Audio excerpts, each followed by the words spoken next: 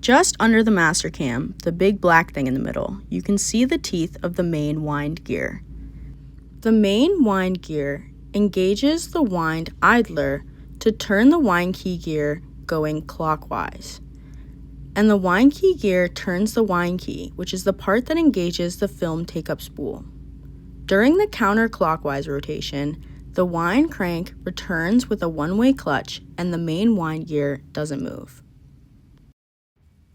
The film metering idler gear fits over a post on the upper metering link, so the motion of the upper metering link swings the film metering idler gear out of engagement with the counter gear. The spring-loaded counter gear rotates clockwise to the 0 position. Here is a demonstration.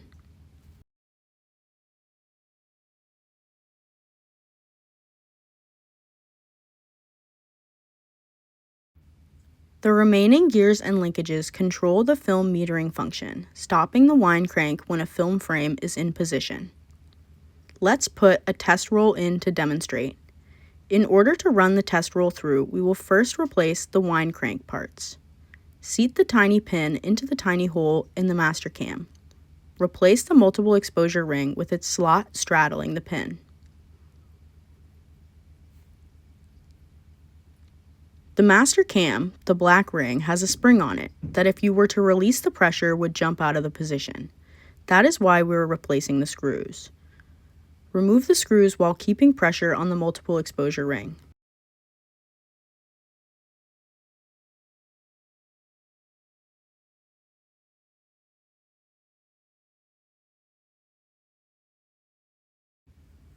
Place the crank cover disc and replace the screws holding it down. Make sure the holes in everything line up.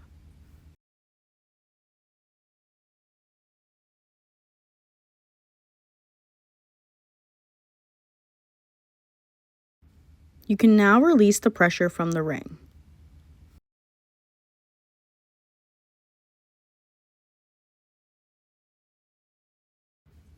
Replace the wind crank and its pin.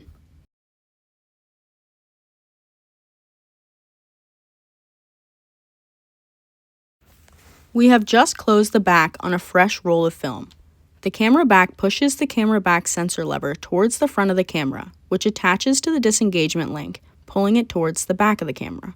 The lowering metering link then swings the bell crank clockwise.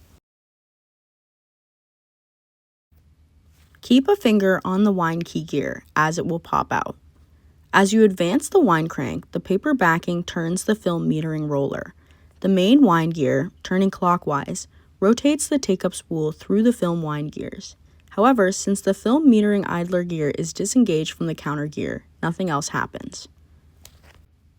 Once the film itself starts going through the film feeler rollers, the extra thickness forces the movable film feeler roller towards the top of the camera, then swings to the front. The film feeler lever strikes the end of the disengagement link. Now the disengagement link rotates clockwise until the hooked end of the disengagement link moves out of engagement with the upturned tab on the lower metering link. Once the lower metering link is free, the upper metering link swings counterclockwise via spring tension, engaging the film metering idler gear with the counter gear. This also lifts the vertical metering link to the top of the camera.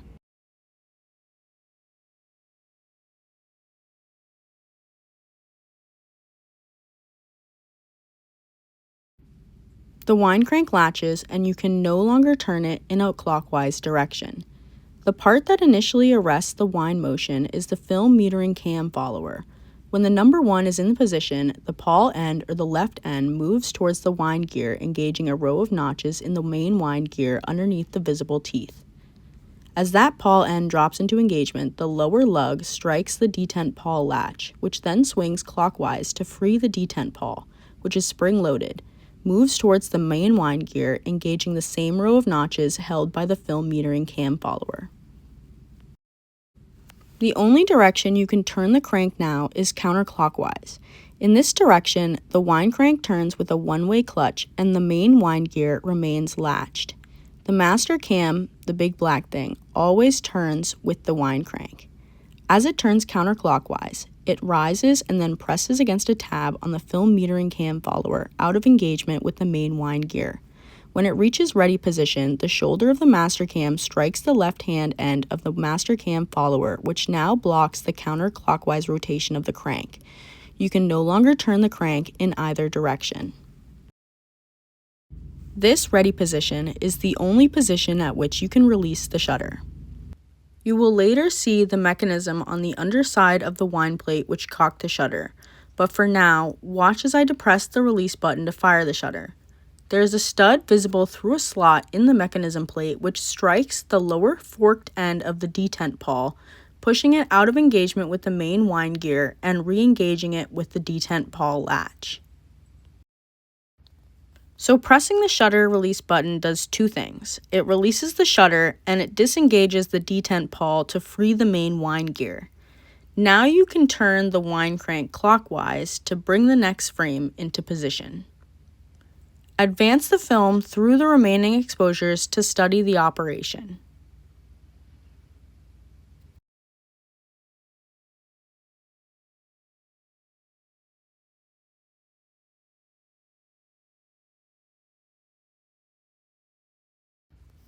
As you approach the 12th exposure, notice a toothless section of the counter gear approaching the film metering gear.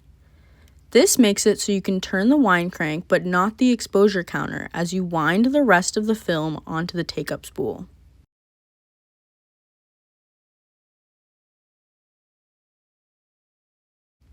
Wind the rest of the film roll back into the spool.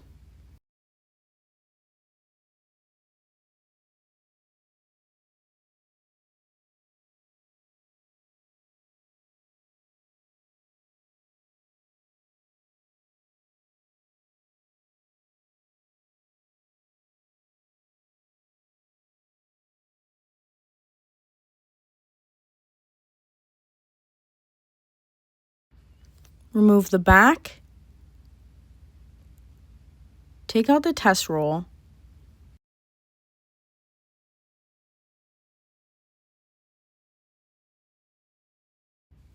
and remove the wind key gear from the body. Disassemble the wind crank, the crank cover disc, and the multiple exposure ring.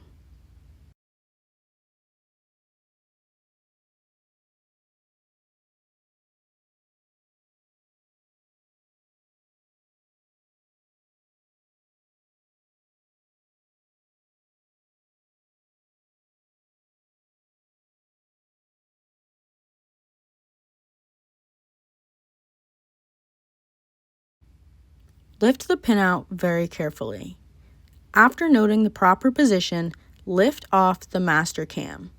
The circular spring and the two halves of the master cam should stay together as one assembly.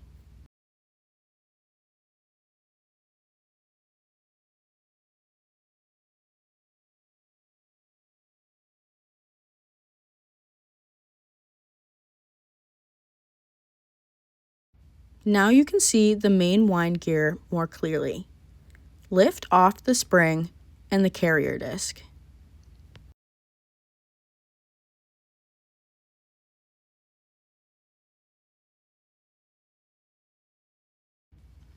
The two drive pawls work with the ratchet gear to form the one-way clutch we were talking about earlier. The ratchet gear always turns with the wind shaft. The drive pawls attach to the main wind gear. When you turn the wind shaft in a clockwise direction, the teeth engage those drive pawls, and the gear picks up and turns the main wind gear in a clockwise direction. Turning in a counterclockwise direction, the teeth just push the pawls aside. At this point, the main wind gear, the drive pawls, and the ratchet gear can all be removed. I did not take mine out at this point, and you'll see why this makes it harder to remove some parts later. Please remove them now. Moving on to the counter assembly. Removing the counter screw requires extreme care. The spanner holes go completely through the screw head, so the tips of the spanner can scrape against the counter gear and leave scars that might drag on the underside of the screw. Usually, I just get it started with the spanner wrench and then use my fingers to screw off the rest. Remove the 3 screws holding the counter gear onto the camera and then lift off the counter gear.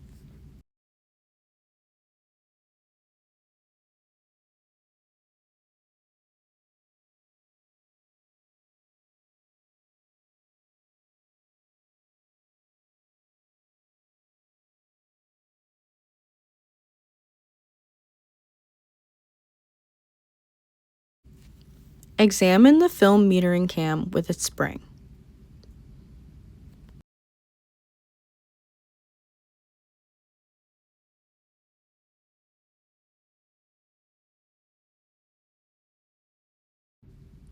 Now we can see the upper metering assembly more closely. Disconnect the long end of the spring. Then lift off the film metering idler gear, which sits over a post in the upper metering link.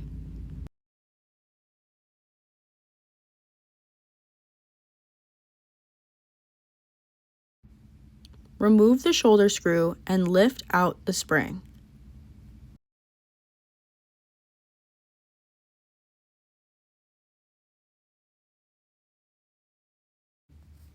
Tilt the upper metering link just enough to clear the vertical metering link.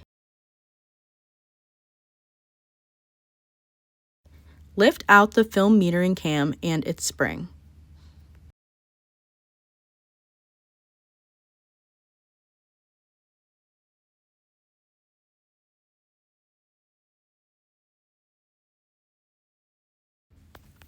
Disconnect and remove the film metering cam follower spring. Then, disconnect the master cam follower spring from the master cam follower. The spring remains seated on the screw.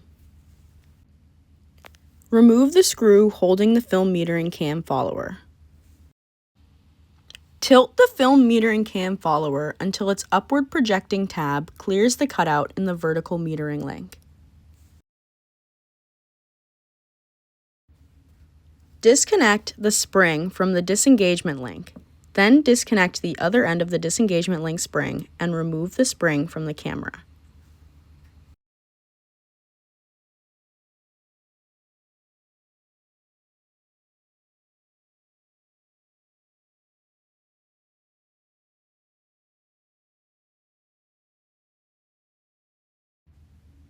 Remove the large shoulder screw.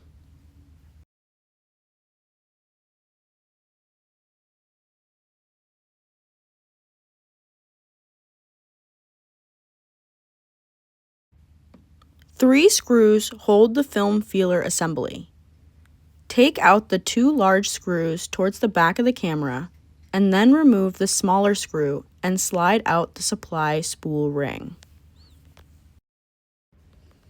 Turn the disengagement link so it is up and down and manipulate the whole film feeler assembly out of the bottom of the camera.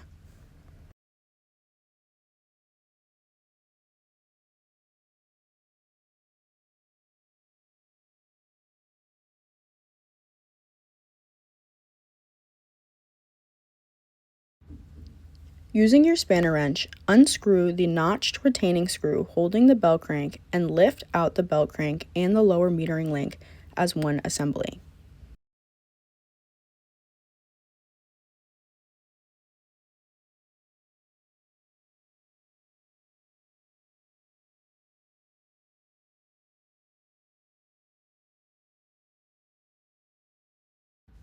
Remove the screw holding the wind idler retainer and the wind idler gear. Remove the countersunk screw and the third retaining screw at the lower left-hand corner. Remove the washer that sits underneath the bell crank. The mechanism plate has two slots that feed into the side of the camera on the bottom and the right side. Be careful when lifting the plate out not to bend the vertical metering link. Lift the shutter wind lever up so that the shutter cocks and keep it in position. I put the pin punch through the plate and lift it using that, and at the same time lift the shutter wind lever with a screwdriver until the lipped stud clears the upper portion of the keyhole slot. Start by lifting the left side of the plate and then slide the plate left to clear the camera body. This is very tricky. Take your time and make sure you don't bend other linkages in the way. Once the plate is halfway out, disconnect the spring that connects the vertical metering link to the mechanism plate. Move the vertical metering link just slightly to the left so that the mechanism plate can clear the hole in the camera. Pull the mechanism plate out. You can now also remove the vertical metering link. Make sure that the spring at the bottom remains with the part. Once you've removed the mechanism plate, take a look at the bottom. You'll see the secondary cam, the cutout on the secondary cam, the return stud, shutter release crank, the compression spring inside, and the wind link. Observe the remaining linkages. This is the shutter wind lever that moves up and down to cock the shutter. Locate where the return stud sits, which fires the shutter. Now observe the movement of the focus cams. In the next video, we will be cleaning, re-lubricating, and reassembling each piece, so stay tuned for that.